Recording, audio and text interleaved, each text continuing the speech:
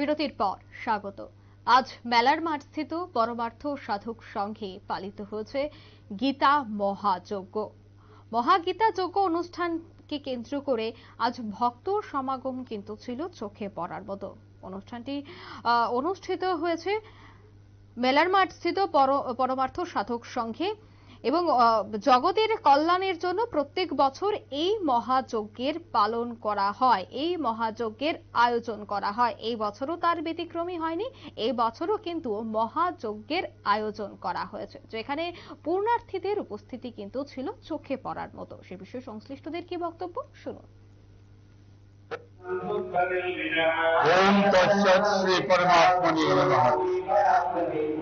পরমার্থ সাধক সংঘের প্রতিষ্ঠাতা পরমাদর্শ আচার্য মহামন্ডলেশ্বর ব্রহ্মদেব শ্রীমৎ স্বামী বিষ্ণুপুরী পরমহংসদেব মহারাজ 1907 সালে আগরতলায় শুভ পদার্পণ করেছিলেন এবং তিনি প্রথম শ্রীমৎ ভগবত গীতার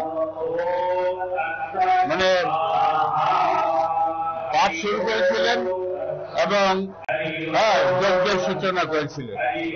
1968 সালে আগরতলার উত্তর বাদারঘাটস্থিত আমাদের আশ্রম ছিল, সেই আশ্রমে তিনি গীতা মহাযজ্ঞের সূচনা করেছিলেন।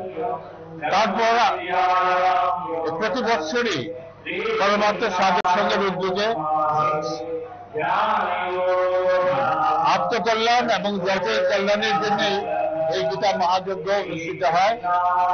আমরা বিশ্বাস করি যে গীতার প্রতিটি শ্লোক যদি আমরা বিশুদ্ধভাবে উচ্চারণ করে ওম নমো ভগবতে বাসুদেবায় সাহা এই মন্ত্রে আহুতি প্রদান করি, তাহলে আত্মকল্যাণ এবং জগতের কল্যাণ হয়। এবং এই বিশ্বাস নিয়েই আমরা প্রতি বছর এই গীতা মহাযজ্ঞ পালন করে আসছি।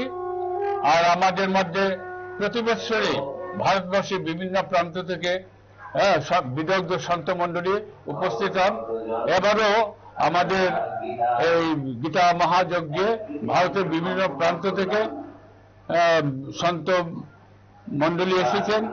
পরমার্থ সাধক সংঘের সংঘগুরুজি, বর্তমান সংঘগুরুজি পরমাদর্শ আচার্য মহামন্ডলেশ্বর শ্রীমৎ স্বামী প্রণব চৈতন্যপুরীজি মহারাজের অধ্যক্ষতায় এবং পরমার্থ সাধক সংঘের কেন্দ্রীয় সচিব শ্রীমৎ স্বামী অবধেশ চৈতন্যপুরীজি মহারাজের সুষ্ঠু পরিচালনা। আজ গীতা জয়ন্তী অনুষ্ঠান অনুষ্ঠিত হয়েছে। প্রত্যেক বছর পরমার্থ সাধক সংঘে গীতা জয়ন্তী অনুষ্ঠান অনুষ্ঠিত হয়, এই বছরও কিন্তু তার ব্যতিক্রমী হয়নি। নিয়ে নিচ্ছে ছোট্ট একটি বিজ্ঞাপন বিরতি, সাথে থাকুন।